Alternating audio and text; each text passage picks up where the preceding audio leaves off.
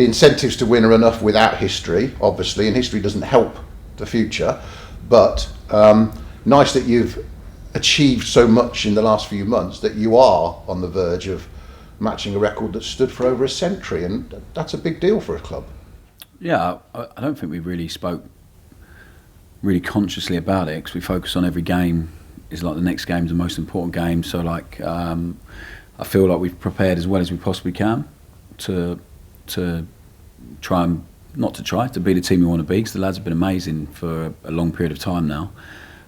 So the incentive for us is just to keep producing that, and the incentive is, the biggest one is to keep hunting down the teams in front of us, because we've put ourselves in a position to fight and to be that close now, which has been difficult, and it's taken immense effort and some really brilliant performances from the guys, some amazing moments, some big courage, big aggression, big resilience, all of that stuff. So if we can carry on doing that, and it means we then make some history together, it'd be amazing for the players. I think I said to them, we've probably spoken about it once when it was talked about, because we haven't, as I said at the start, we haven't really been, it's not been a focus for us, but I think if they do it, it would mean they deserve to, and then and they deserve every bit of credit they get. I'm really proud of them as a group. I'm really grateful to work with them. I love working with them.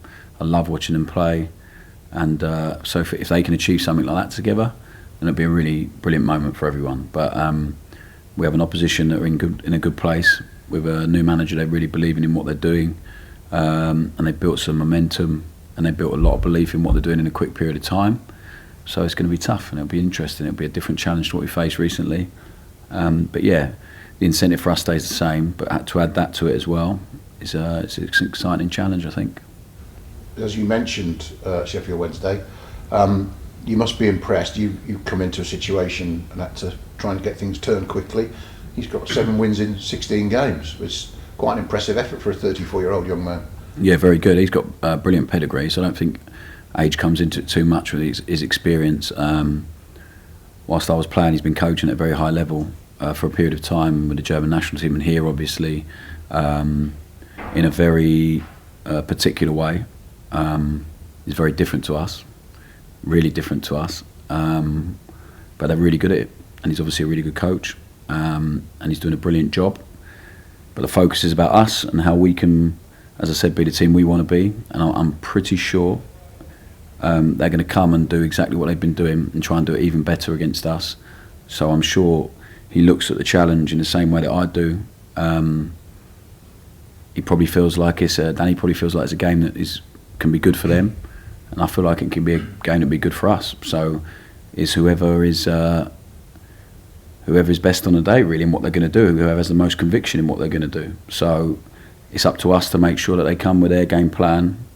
Again, I'm guessing, but you always have to, is like an educated guess as a coach. So whoever comes, if they come with their game plan, we have to make sure we're ready for that. I feel like we are, and then it might be different to what we expect, but I feel like the lads are prepared.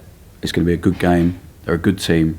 They've got good players. They did it at the start of the season. For whatever reason, it didn't quite go right, because Darren had built something there, and then they made a change, and I think that it changed the whole feeling of the club. And now they've made a change again. It's changed the whole feeling of the club again in a really positive way. So it's going to be an interesting challenge. I'm really looking forward to it. I've enjoyed watching them play with the energy and aggression they've had, and now it's up to the players to make sure they carry out the game plan on when they step over the white line, and you have no control over that. But as long as the guys bring the next bit of courage and aggression that they're going to need, then we'll be okay.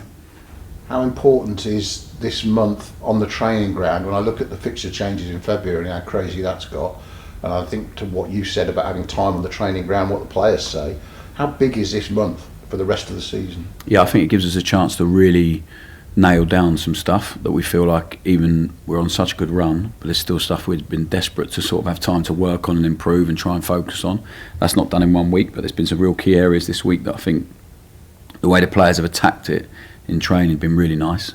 So we've sort of done like a review of that run of games. It's been hectic, and then we take out the bits that we think priority to help us for this game, but also the ones coming forward, and just help us as a team, regardless of the opposition. So I've really enjoyed I love having time on a training pitch. I think some players prefer just to keep the games coming thick and fast, but I absolutely love working with the players. It's the best bit, being out on the grass with the lads. The time to do that has been really limited because of the amount of games we've had. So now we have some time. It's a real luxury because we're not going to have too much time between now and the end of the season after this month. So we try and utilise it in the best way we possibly can. It's to work the lads seriously hard, be really demanding of them, to make them understand why we're doing what we're doing, and then hopefully the rest will take care of itself.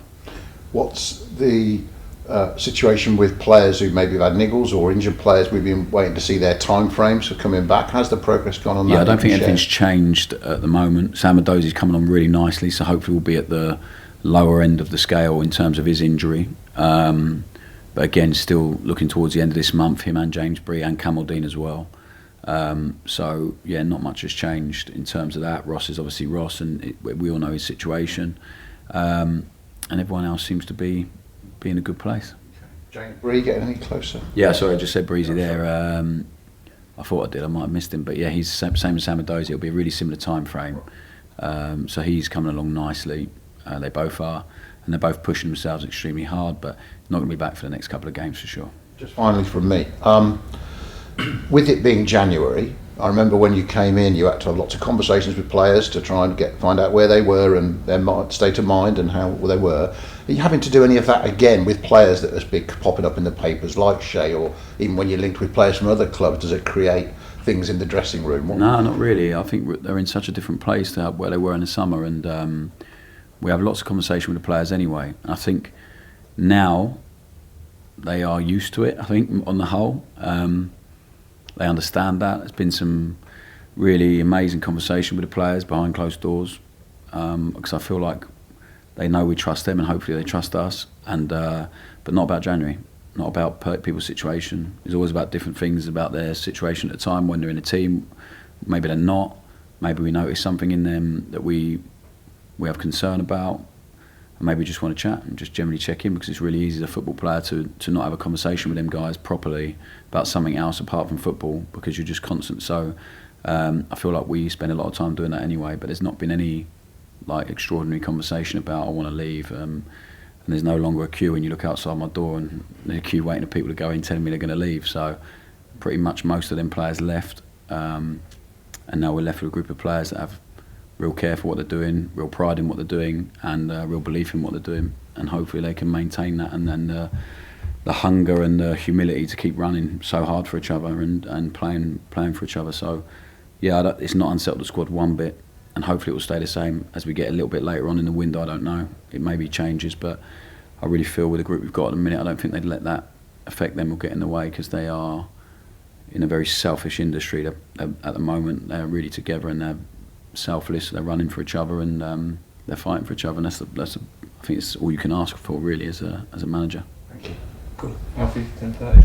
I was going to ask what Adam said about the re-energising, I suppose, of the players, having a bit of time off. I think Jan and Flynn suffered a bit of illness in the last couple of games. Mm-hmm. They strike me as the sort of guys that probably wanted the games to come thick and fast. But has it been a chance for them to just really re-energise? Have you seen a bit of a lift, a bit of a kick from them? Yeah, it's been nice. I think like Flynn hardly trained in that period. Yanni B had 3 or 4 days off after Norwich because he was not very well. So yeah, it's been a nice energy, been a really nice energy. They've trained seriously hard this week, and always with balance, work and rest, and tactical work, and then a bit of time for them as well to enjoy themselves. So hopefully they've enjoyed it. Hopefully it translates on the pitch tomorrow. That's all you can hope for.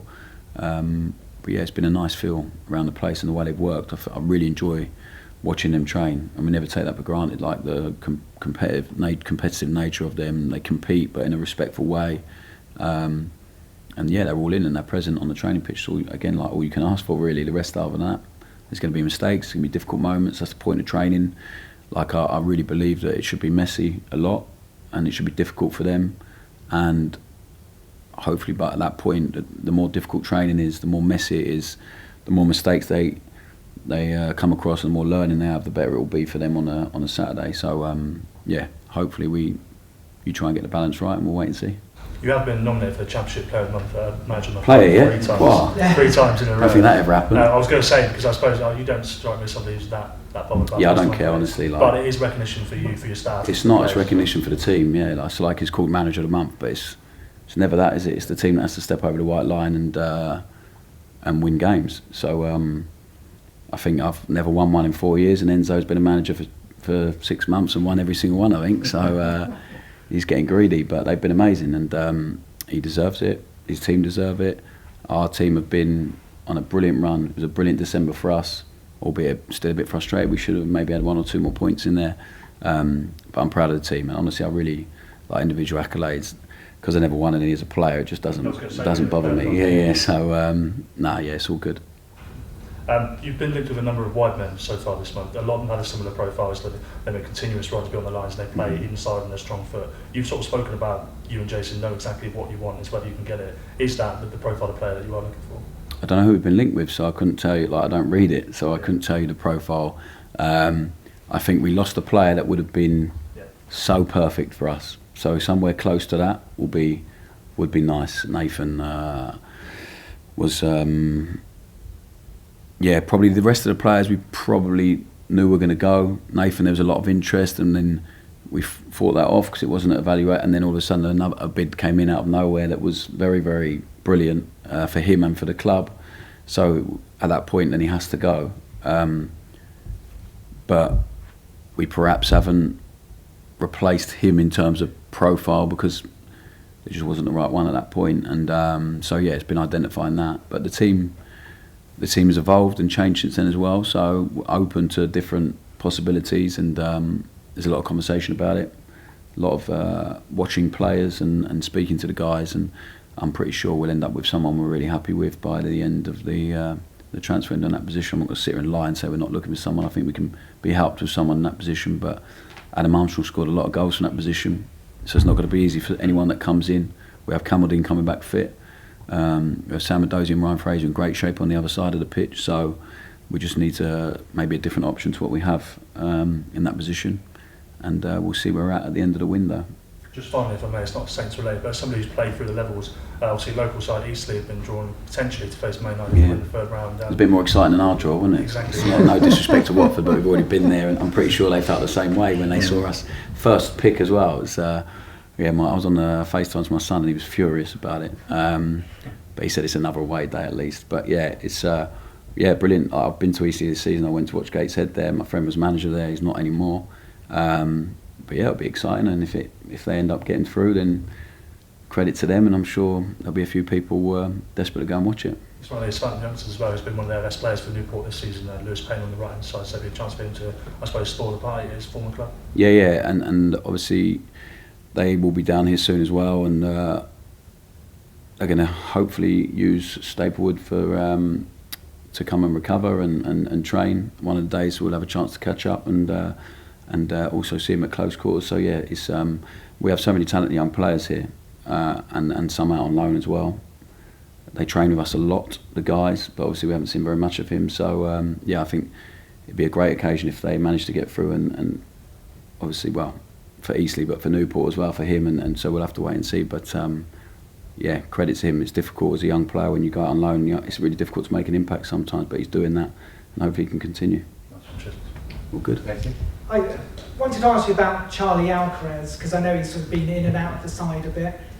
Do you have a position you particularly on the pitch you'd like him to play, and what have you been saying to him to try and cement his place in the team? Yeah, I think it's he's a fantastic young talent and huge potential, and he's had some brilliant games for us, and then some not so brilliant. But he's a really young player, and he's playing in his best position is probably the same position as a guy who's probably been one of our best players in Stuart Armstrong, so it's difficult for him. So but Charlie's quite flexible. We've started him out wide in games. We've started him as false 9. He plays on the right side, number 8 as well.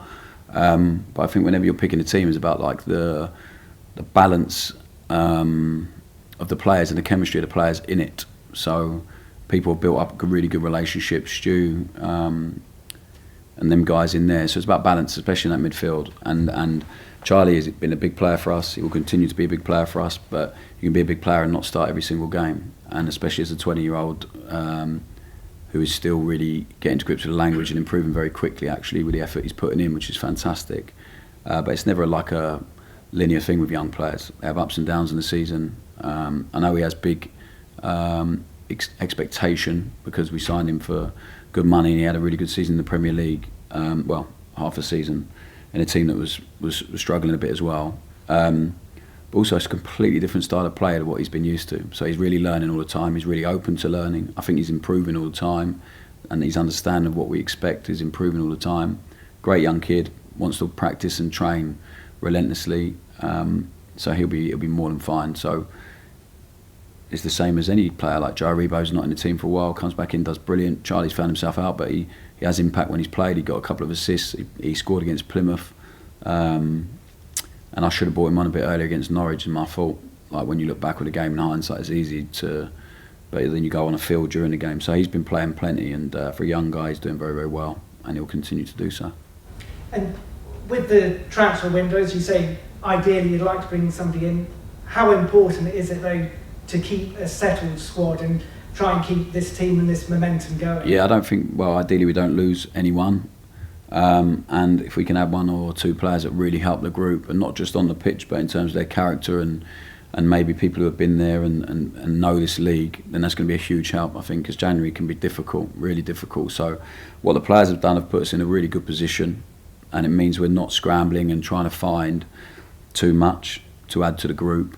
We are literally trying to find like one or two things that maybe we don't quite have that can only add to the group and help us, because we have such a strong squad. It's a small squad, especially with a couple of injuries at the moment, but it gives young players a chance as well. But yeah, I just don't think we're going to rush into it. And I know there's always like this thing around January, people are desperate to see, and ideally you do your work early, but when you're after good players and their clubs are reluctant to let them go a little bit as well, it's difficult to get that done really quickly. So if we have to be a little bit patient to get the ones we want, then I think we are willing to do that. I think we're showing that, but there is definitely progress in that area, and hopefully we'll be talking about what we've added to the group soon, but it really won't be very much. And it'll just be one, maybe two, with real quality that can help us achieve what we want to achieve.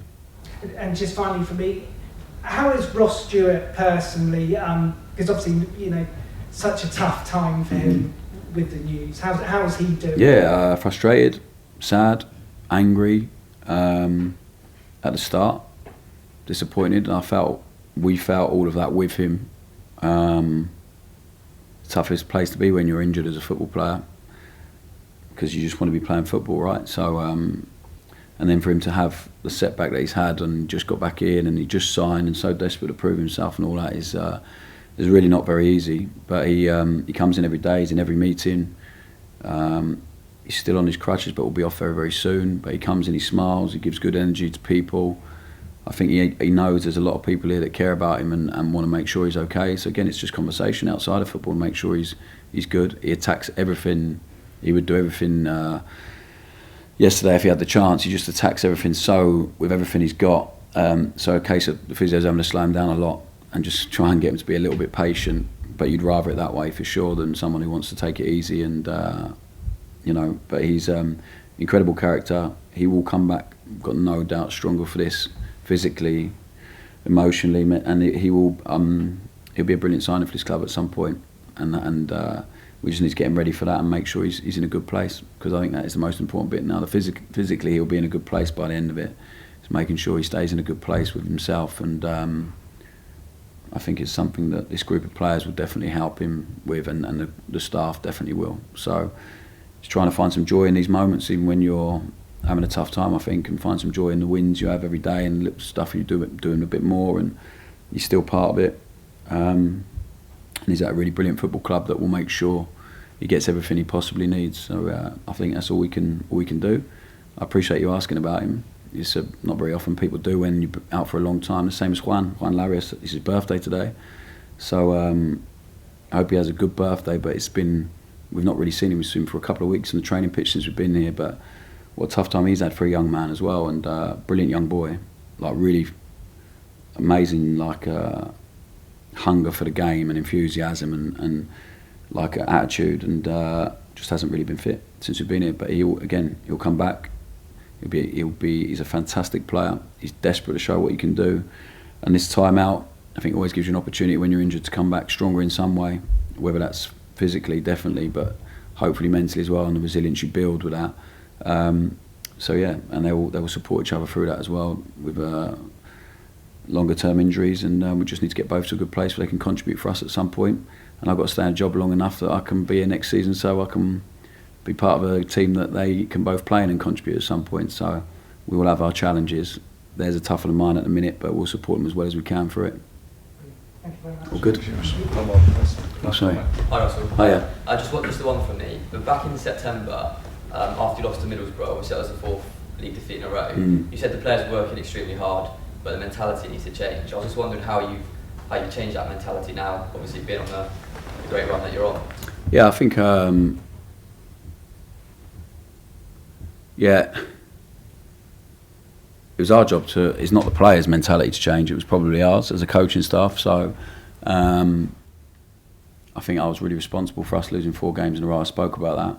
Well, it's always on the manager. So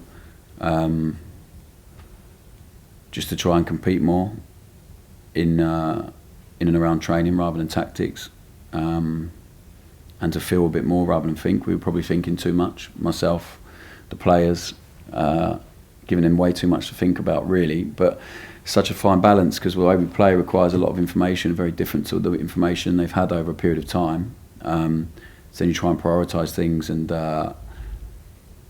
so yeah, I think we just cleared the decks a little bit. We competed a lot in training, and prioritised a few bits that are really about feeling rather than thinking. And as it's gone, they are definitely feeling way more than they're thinking. I think as a football player is really important, or any sports person really. They're playing with instinct, they're playing in flow, they're playing together, they're running for each other. They play with unbelievable courage in any game, however an opposition sets up. They're so brave, the lads. This is the best bit for me. So we had to become braver, and ourselves included. Like, we had chats on the training pitch in the morning, and you have to have conviction in something or belief in something, and it's about passing that on to the players, I think, and hopefully we have done. And as they've gone on, they have more evidence and feeling about what they're doing and pride in what they're doing. So then that becomes like a self-sustaining thing between them as players, really. We have a really open conversation. I'm really honest with them. We're really honest with them as a group of staff, and they're really honest with us. So, like, we'll talk about things all the time, and we'll come to a conclusion together, and hopefully we'll work it out together. But like I said, I tell them all the time how grateful we are what they're doing on the pitch. I really mean that, and hopefully they can keep going with that and keep building the trust in each other, because it takes a huge amount of belief and trust in each other to play the way that we want them to play, like ridiculous. So we'll never lose sight of that, and hopefully they won't. They'll understand how difficult it is. And I think even in the last couple of games, we've had some big learning. Like, you can never drop off, really. You need to live there all the time if you're going to be the team you want to be, and we want to be. So tomorrow's another test. They're going to have to be really brave, because I think we're going to play against a really aggressive, high-pressing Sheffield Wednesday team. Maybe they set up in a different way, I don't know, but that is the feeling we have. So it's going to take the ultimate courage tomorrow, and intensity and aggression with the ball. And then hopefully, if they keep feeling what they're feeling, keep playing the way they're playing, then hopefully we'll be all right.